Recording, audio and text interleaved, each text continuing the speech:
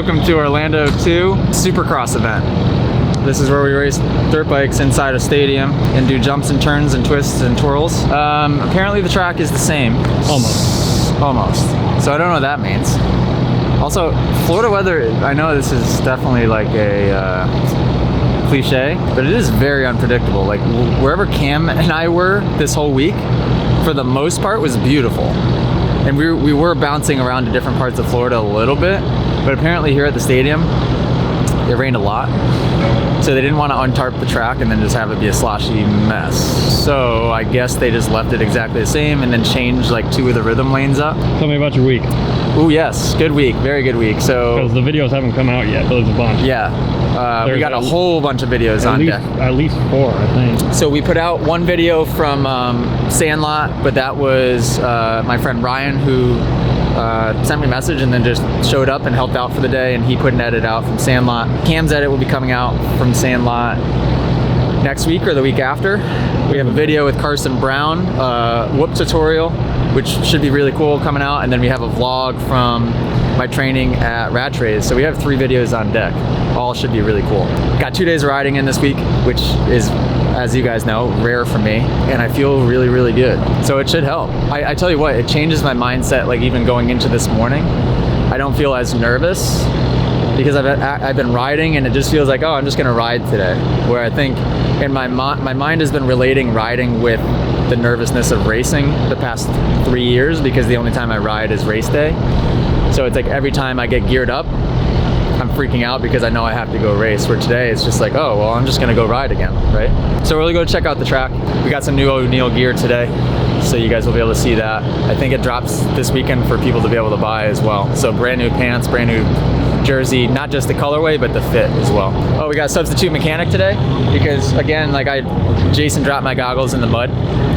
So I fired him. We hired Spencer, who also does all the flooring in my house. So we're a great team, and if he can do my floors the right way, then I trust him with my dirt bike and my life. I already did a fork change. Spencer, would you like to tell the camera what we did? I mean, we just swapped out some forks. He wanted a little bit stiffer of a setup for here with it being a little bit harder pack, so we had a spare set sitting on the truck, just swapped them out. Hopefully we'll see how it goes for first session. Hopefully we're going in the right, stiffer. Hopefully right? We're going in the right direction. Yeah, it's stiffer. Yeah. So that means you can over jump everything. 1 footers, no footers, knacks, can-cams. We're winning something today. Okay, freestyle.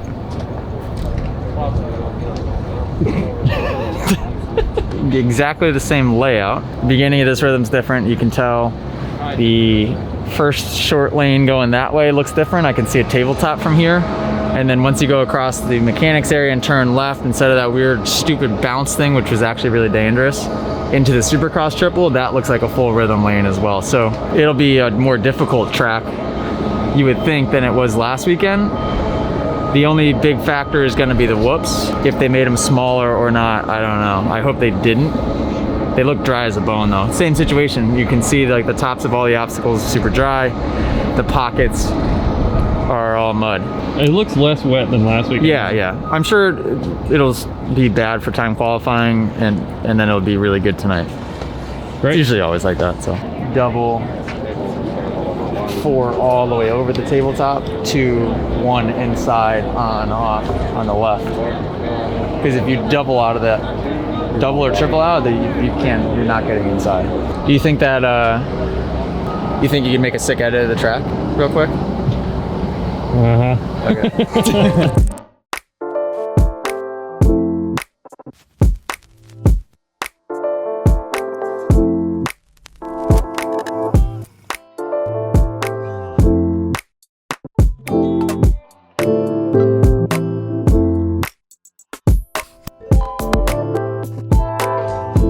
Yeah, you're welcome.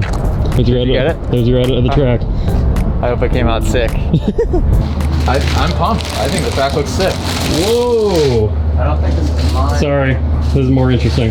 Oh, whoa. Look at these, dude. Cool. Money go get over now. Oh, wow. Whole thing. Nothing. Oh, It's gonna be like on top. dude. Dang. That's sick. The whole pan. Well, If you ever want to, you know, get rid of a set of gear, Wow, you just let me know, because this is the set. Dude, these are awesome. Just trying on some new fresh O'Neill gloves. Okay, so ladies and gents, if you watch the SGB vlogs, they're doing something pretty cool, which is that this is in retail cost how much we've cost in damages via broken parts, via crashes. I'm winning on that end, only $369 in damage, which came from handlebars, clutch levers, brake levers, pretty basic stuff. Then he has merch on his website that is specific to Rod Bell Smith, Ray, and myself. I think there's like a shirt with our image or something, or you can buy anything on the site and just write our name in the notes. Please do that. And then that earns us money back. So you can see Rod Bell goose egg, Smith goose egg, Ray $54. And thank you guys. I didn't even plug this or talk about this yet, but $361 money spent on the SGB website for shirts. What do they have on there? Shirts? Just t-shirts. I think they got some other sweatshirts, stuff. like race team jackets, some cool stuff. So go to sgbracing.com, buy some Catanzaro stuff, or if you just buy like a SGB race team jacket, write Catanzaro in the notes, and let's get this number up. The goal is to put me in the negatives. And we're close. I've only spent Jason $8 so far. What you doing? Just I mean, only like down the stars. getting geared up for the day with some brand new gear, limited edition. I wish it weren't limited edition because I want it every weekend. Hey, question. Answer. Do you think you could make a sick edit of me putting this gear on? Yeah. Edit number 2 of the day already. I see blood in the water. Ooh, run deep, it runs deep. Blood in the water. Ooh, I see blood in the water. Ooh, drown me. Pre-practice, different helmet that does not have a GoPro mount on it. Nope, so I gotta find the GoPro guy. I'll find him. I'm on a mission. Yeah, to give the YouTube an intro for what we're going out for. I guess We're here at round 8, baby. We're in Orlando, about to get dirty and to have some fun. Free practice? What are we doing? Oh, free practice. We're You're fired. I'm moving on. Go to Huh? That clip you put up of yourself when you got sketched? Did you do the same thing? No, but we have a video of you doing it.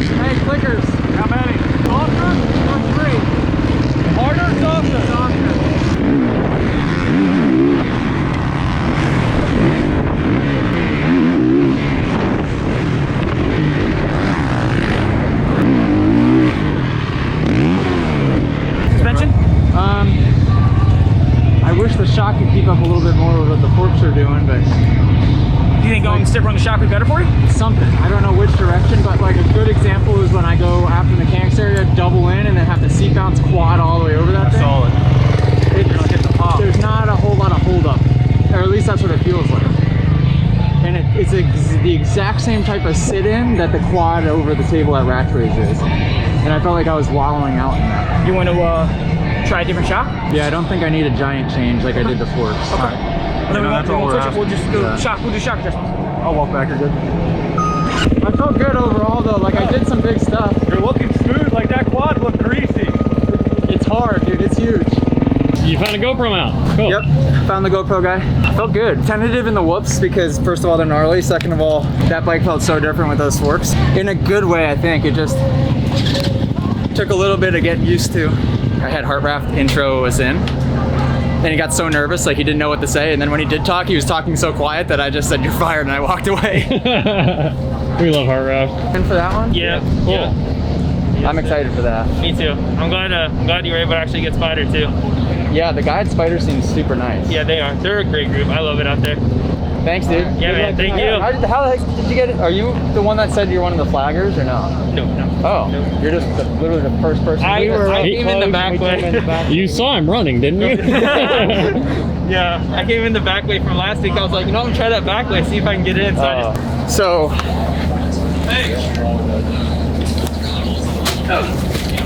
What's that? Socks. So that was Connor, who's a Patreon member, and I wrote on, this is an idea I have moving forward, which will be, especially if everybody has that attitude towards it, will be pretty funny. I said, hey, first Patreon member to come and find me in the pits at Orlando gets a signed jersey.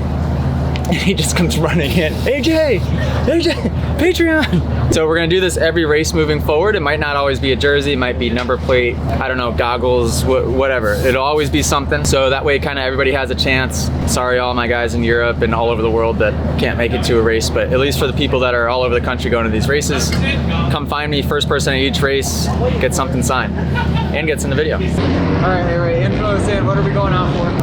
First qualifier? First qualifier? Yeah. That was an exciting intro. You're flying too. Gosh, between you and her. Hey, it's like $50 a minute for y'all to watch my phone. Wow, it's so sketchy. So sketchy. See you guys, that's too sketchy for me. Where you at? No, I'm kidding, but kind of.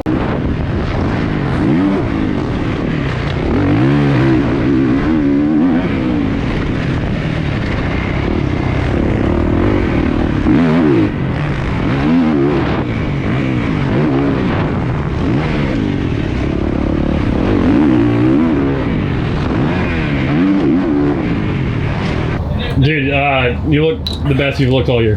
Really? I'm not even kidding. That track was death-defying. Really? Oh my god. That was by far the most dangerous track I've ever ridden at a pro Supercross race. I felt good on how scary the track was. I'm happy with that. Like, I figured out the jump line and the whoops for now to get me through time qualifying, go back to skimming for the night show. Dude, what a difference, just not in speed necessarily. So results, for all I know, may not even improve, but it's just like comfortability, next level. I feel confident, I feel like I can put the bike where I need to put it, and riding's so much more fun when it's like that. This track is scary. I'm just telling my mechanic what my time was last one and say, hey, as long as I'm top 40, like, we'll call it good and I'll just move around. You good? I saw you doing a cartwheel. Oh yeah, now I'm alright. Fuck, I got lucky. I hit a kicker on a rut.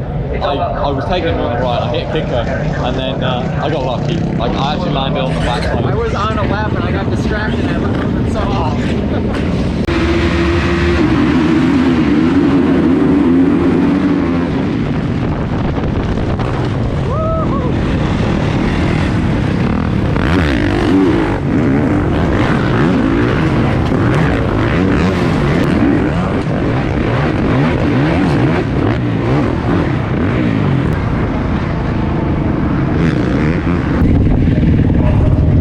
Hey, you think the track's slicker than a cob or not? Jeez. I seen him wash the front pretty bad. You get knocked out? I don't know. Can I see times? Wait, I gotta see where 54.7 puts me. 54.7, I need to know where that puts me. Okay, so that's all I need to know. Don't bother showing me the time on this one unless the time on this one beats my 54.7, but I need to know where 54.7 puts me. 54.7 puts you 8th. Okay, great. So just keep your eyes on that. That's all that matters.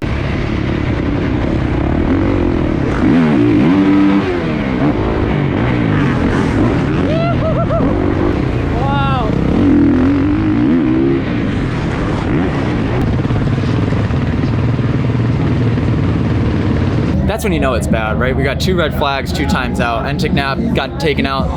He's probably done. First one, first Starling. But when they red-flagged it, I was in 6th with that 54.7. So then each lap I came around, then he wrote 8th, then he wrote 9th, and I was like, okay, I'm fine, right? Because as long as I'm top 16, other than the A guys, that's all I need to get in the night show. I know that's not the goal anymore, but I don't want to die. So I'd rather get to tonight where the track's gonna be way different, way more tacky and survive. So I just got to look at times. The sad thing is GoPro won't even do that justice, but there was just holes everywhere. Like we were down to the cement after the start. How many people were skimming the whoops? 8 class guys included. It was you and Tomac, basically. I know. Eli Tomac's the only other dude. And I saw Ferrandis doing it. So Ferrandis, Tomac, and me were the only ones deciding to skim the whoops, and I was skimming them pretty good. I know I didn't put a lap together that time, but the times I skimmed the whoops, I actually hit them good. You enjoying the song choice? Yeah, so this is what I get. I told Jason that the music was a little too hardcore before, so now it's just been Christmas music.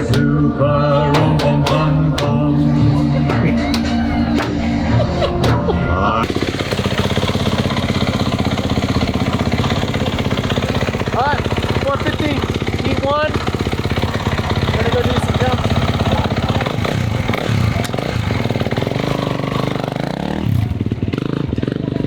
What's the battery on? Maybe it's low? Yeah, 2%. What percent? 2. Oh, it's gonna die anyhow. I'm gonna have a fat lip, I think. Got hit in the nuts with a rock too. I couldn't breathe for like 2 laps. My first lap was sluggish, and then after that I didn't ride that bad. Pretty sure I got second to last, but I actually didn't ride terribly. They didn't touch the whoops from this afternoon. So when you have Supercross without whoops, that definitely takes away from my strong point. Riding kind of not even afraid, just not aggressive. I should have got around the 2 guys in front of me, no problem. That would have put me right behind Heart Raft, I think. And I could have easily made those passes. I just was hanging back. Not gonna have a good pick for this LCQ, so I gotta make something happen in that first 2 corners. Whoops are such a passing point, and when they're jumpers like that, they form one main jump line that everybody goes in. So where the heck are people gonna pass tonight? I mean, you can't pass really in the whoops. You gotta play follow the leader in the whoops. And for me, that's always my passing point. You know where I need to make passes is the freaking, I was greasing the rhythm section before the Supercross triple, and all the guys in front of me were messing it up. But then I would go 2-1 out because I was afraid that they were gonna cut across it. But I just got to triple out. I could have passed 3 guys in that one spot. We're here to race. Practice, we can be a little cautious, but race, you got to push that envelope. There, 3rd gear in the whoops, skid. Pretty good. If you put that together, you can be in the main, without a doubt. But you got to race. Like that top 22, they're bumping, they're pushing. You know that. Like you're not going to coast a good ride into it. You know what I'm saying? Like you're going to have to work for it. Like, you got to jump that hurdle of exhibition to race. There's top 22, they're going to move you. They ain't no Sunday stroll. But you got the speed, you connect the sections, you ride a little bit out of your comfort zone, you got this. Wells Fargo, but they are inspiring to me. So you get some.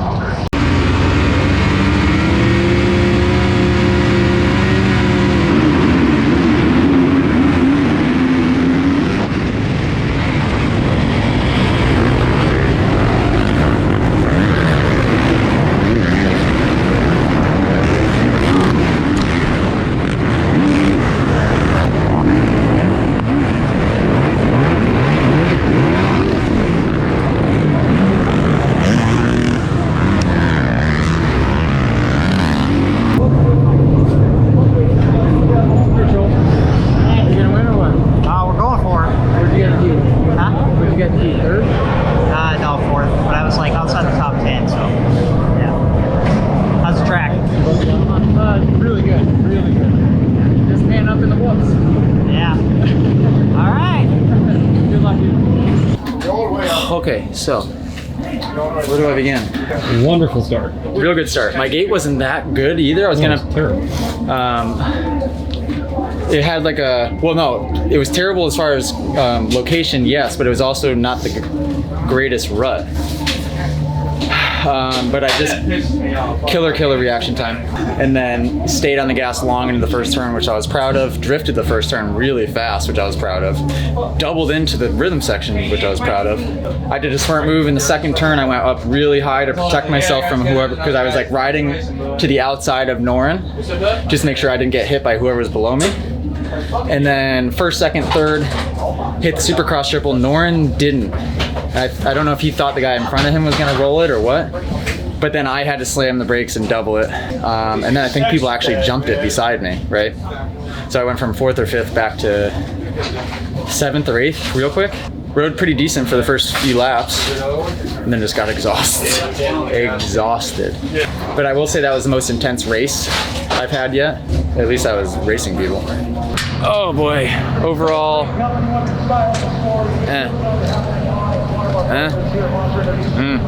I was really smooth and hitting all of my lines in the heat race. If I had done that with the start I had in the LCQ, I would have been top 10. I would have been like in a decent position.